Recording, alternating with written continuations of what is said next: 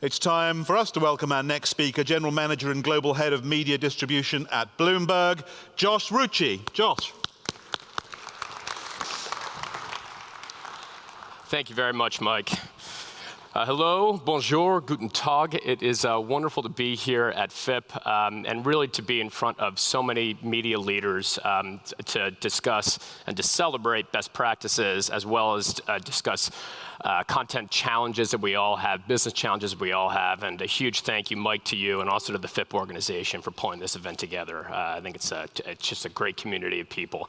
As Mike mentioned, my name is Josh Rucci. I look after global media distribution for Bloomberg, and I'm going to talk to you today about what Bloomberg Media is, who is the audience that we serve, and how we've grown our distribution business through people, through content, and through technology. And with video being such a front and center theme for us over these past 2 days, as well as for us as a business, I thought I'd start this with a video of what we've done in the past year to provide some context.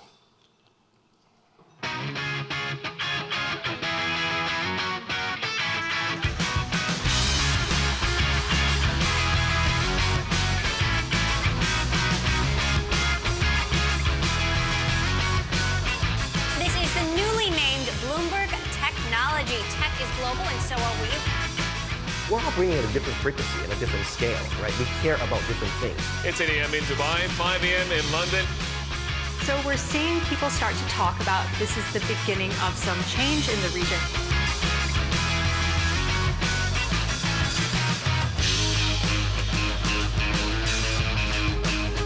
We're just moments away from the start of European trading. Here is your morning brief. A whole new reality. It is Brexit. Financials are going to be absolutely front and center. In non-member nations, OPEC ministers are now scrambling and heading to Russia. Where he interviewed the country's strongman president. With us now is the editor-in-chief.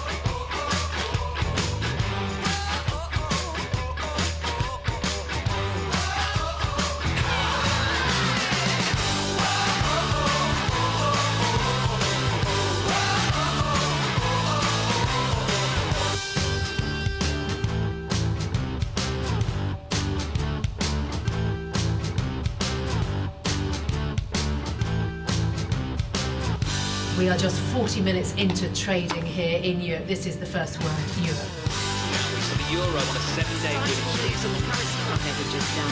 We begin in the oil patch. Saudi Arabia. Brent crude pretty much unchanged.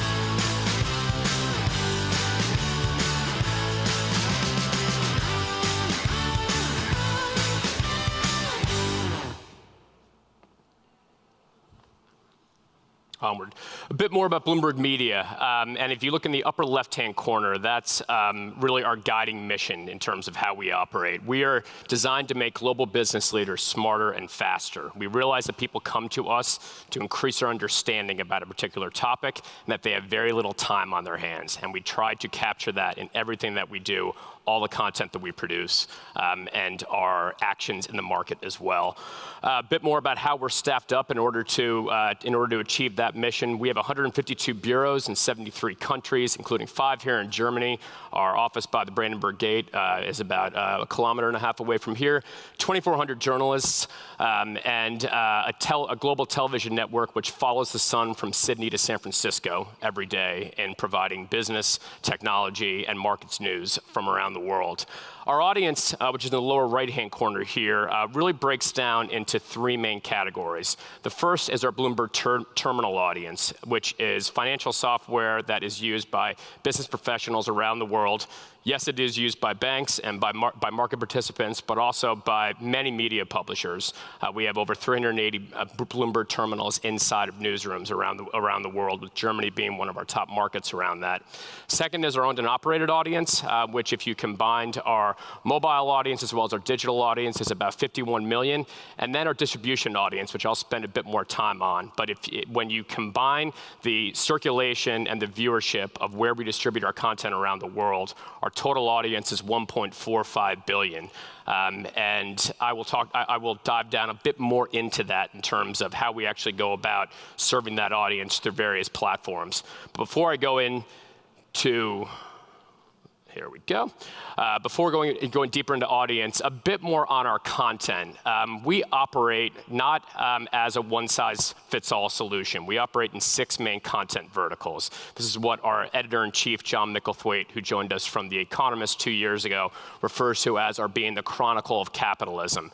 Some of this you may know already, or may have a perception of Bloomberg as serving sort of the bottom part of these markets. So certainly financial markets as well as finance from a private standpoint, and also being an authority on economics. But really where we've expanded and where we've tried to grow our business in all those 3 areas that I mentioned before are around global business and really covering the global decision makers for businesses, whether they are big players in financial markets or whether they're private companies that are having a large impact on the business world.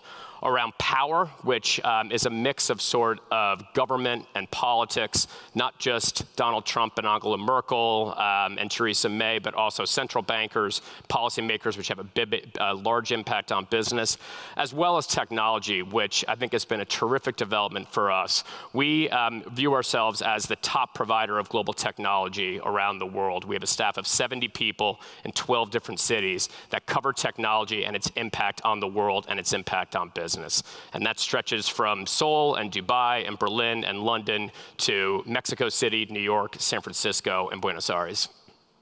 Some lovely photos in there as well, as you see. I'm a total photo geek, so I hope you enjoy those. Right. Come on now. Okay, a bit more on our distribution business. So we are in the business of distributing our content outside of our own platforms. And we see 3 main benefits to that approach. First, it dramatically increases the reach that we're able to achieve. I've mentioned to you the 325,000 that are Bloomberg Terminal subscribers, the 51 million that are on our owned and operated networks. But again, the 1.4 billion that we capture and that we serve through distribution come from 1,600 media outlets and 130 companies. That dramatically, again, helps our reach. When we go in to get an interview with a top policymaker or with a top politician or a top business leader, being able to have that audience is absolutely critical in order to land that interview. Second, as you can see from up here, we are selective in who we distribute through. We really want to distribute ourselves through publications, broadcasters, platforms that serve the global business leader and that can provide us more influence with that global business leader. And third, you can see, in terms of the content verticals that we're currently serving, we're in 3 main revenue lines with this business. The first is around content licensing. As I've mentioned, we sell Bloomberg Terminals to other media publishers out there, but also distribute our text, our photos, our video, and our data through many platforms. Second, we're in the linear television business, where when you turn on your television around the world and you see Bloomberg Television, that's through a relationship that we have with a local provider. And then third is what we refer to as branded partnerships. And you can see some examples of this with Bloomberg HT, Bloomberg Quint down here. That is where there are localized versions of Bloomberg in specific countries. And that could be across television, print, digital, radio as well. And those are very unique relationships that we have with local media owners to have a greater impact in countries where, especially countries that we see where we don't currently serve with our own owned and operated network. We have 16 of these around the world. They range in countries from the Philippines and Indonesia to India, Poland, Middle East, Turkey, Canada, Mexico, and Brazil. And in terms of a bit more, whoops, I just went backwards. Sorry about that, folks. Okay, I want to talk to you a bit about our approach when it comes to distribution, and it really breaks down into 4 main categories. The first one, and Jay had mentioned this in terms of how they look to serve their audience, but we really do see people being absolutely critical to this effort. And we look for 3 main components of our staffing when it comes to building a distribution business. The first is around location. It is very difficult to serve the world out of New York. It's very difficult to serve the world out of London or out of Berlin for that matter. So we have staff in 8 cities and 4 continents around the world in terms of better serving our customers customers and putting a value and a premium on service that we provide to those customers. Second is around languages. Yes, we do think, as per this conference being in Germany, and most of us are presenting in English, that the lingua franca of business is English. That said, we publish content in 9 different languages, and we have a majority of customers where English is not their mother tongue. So over 80% of our staff is bilingual. Some really annoying staff members have 5 to 6 to 7 languages that they speak and show off for all of us. But we do think it's absolutely critical to have that talent in-house and to be able to serve the market appropriately.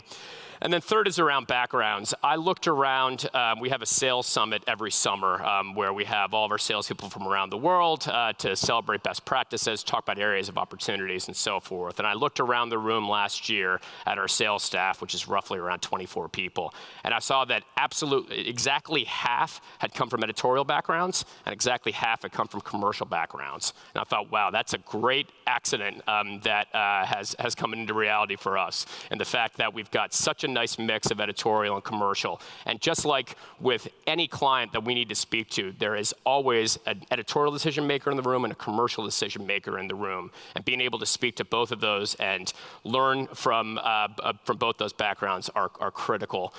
Bit more on background as well. We do look to pulling in staff from the client side, of course, right, and also from our peer groups. And we've been able to expand by bringing in some staff from the likes of Reuters and CNN and the FT and strategically place those folks around the world to help us build more credibility out in the market for a distribution business. Second is around content strategy. And without content, we don't have a business. And the developments we've been able to execute in the market have been critical to our distribution success. First is around newsroom integration. And 2 examples you'll see in the screenshots up there. On the far right, our talent in New York, Vonnie Quinn, is in front of something called QuickTake. QuickTake is a product we launched on Bloomberg Terminal, which is a data visualization product that was wonderful when it was in the context of a text article. But we saw an application for that in television to where at 12 o'clock each day in New York, we will do a quick take, which will take a complicated subject, be that healthcare in the US or be that war in Syria, wherever it may be, and try to break that down into 300 words or less. And so having that integration across platforms is critical to us as a news organization as well as to our distributors. And second is Hello World. You might remember from the video, there was a very funny looking chap jumping into a pool of water. He was actually jumping into the Dead Sea in Israel. But Hello World is a 10-part series where we chronicle technology developments and technology innovation around the world. That didn't come from our TV newsroom. It didn't come from an outside production company. It came from one of our print writers. It came from our print writer who is called Ashley Vance, who's written for Business Week for many years. And having that type of integration and that type of storytelling, being able to extend that to our various forms of content and our media platforms has been terrific. Second is around multilingual. When we used to look at expansion, we think on a country-by-country basis. And we think we really need to expand in Germany, or we really need to expand in Turkey, or we really need to expand in Mexico. But as we dug deeper, we found there was a great bet to be made and a great case to be made for actually expanding on a language basis. And when you look at somewhere like Chinese language, Mandarin language, over 600 million people who are Chinese speaking as a primary language live outside of mainland China. When you roll up the Spanish-speaking regions around the world, that's 400 million people. So when you might look at something like a Colombia or a Peru and think this might not be an attractive opportunity, when you look at that across the board on a language basis, we really think there's a lot to win there. And what we committed to last year as a first step around that is dramatically expanding our Spanish coverage to where we went from about 20 articles a day to 85 articles a day. We've also enabled Spanish-speaking video as well as a search functionality on our platforms, which local Spanish speakers can easily search, preview, and download content. And then last is around in-house and third-party. We're very good at those 6 pillars, as I mentioned before, but there are smarter and faster content types that we think that we can pull in and provide more of a one-stop shop for our customers. And we started a small syndicate last year in partnership with Billboard and The Hollywood Reporter and a company called Stat News, which is a specialist in health and science, to represent their content and distribution to fill our own content gaps. Third is around delivery, and we see platforms being particularly key to that. We launched on the lower left-hand side of the screenshot here, we launched a product called MediaSource, which is on mediasource.bloomberg.com, and that allows for very easy search preview discovery content across our entire visual archive. In the past, we had fed all of our content through feeds, which was very convenient for our customers, but it didn't provide us any sort of data in terms of which of our content was being used, which was most popular, and so forth. So we found delivery on both a push perspective from a feed side and also from a pull perspective was the right way to go. And second is around media integration. We are launching a new platform as we speak, which integrates our text with matching photos, with matching videos, with matching charts to be able to provide a full picture for our audience and for our consumers to, again, in the spirit of smarter, faster, being able to capture an issue very quickly. And then the fourth element of our approach is around insights.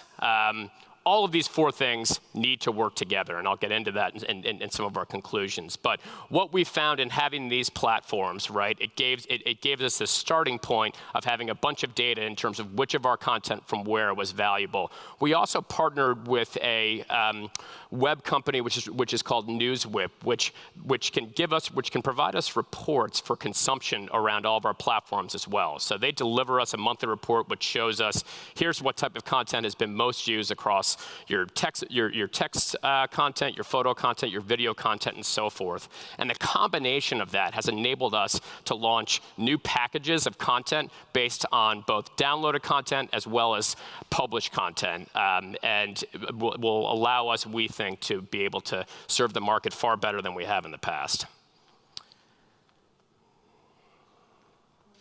So a bit on challenges beyond the approach. 4 main challenges I'd like to call out in terms of the things that we think about and the places where we can have long debates and at times get stuck. One is around prioritizing markets. 24 people in eight cities sounds great, but it is still a very, very small staff when it comes to capturing all the opportunities out there. So we give a lot of thought to areas in which we can win and areas that will have a greater impact on our business, a greater impact on that reach, on that influence, and on monetizing our content further. Second is around audience scale and quality. I talked to you about the smarter, faster brands that we brought on with Hollywood Reporter, with Billboard, and also with Stat News. There are great general source content that we can also bring on and probably make a lot of money that way. The problem with that is that that's not necessarily fitting our audience well, right? And so we need to be very careful in terms of remaining true to that audience as opposed to just scaling the content that is going to be massively popular but served by other folks around the market. Third is around build versus buy. Our MediaSource platform was a white-labeled solution. It came from a third party who's based in Colorado. They're terrific. That said, they are not 100% integrated within Bloomberg. There are things that are important to them, which are not necessarily in unison with us, but they gave us wonderful time to market and a great toolkit to be able to get out to market very, very quickly. At the same time, we are also building our own news platform right now, and we'll eventually these 2 platforms will eventually come together. But our own news platform has taken a lot of resources. We've spent a lot more money in that way, but it's been a longer-term play that we see. So knowing the build versus buy and what priorities have been very critical to us in terms of building out this business. And last, as I'd referred to in the prior slide, the cohesion of this approach is so important. We can have wonderful insights but terrible content. We can have great content and terrible staff, right, that can't support it. So when all 4 of those things are working, we know we're doing something right. But if one breaks down, the divided house falls upon itself. So that's probably our biggest challenge that we have.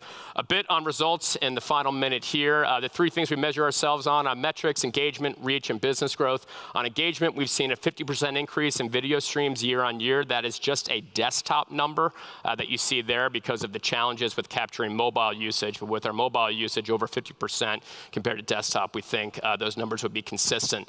And then with media source, we've seen downloads go up by about 23%, over 3,000 users in the past year.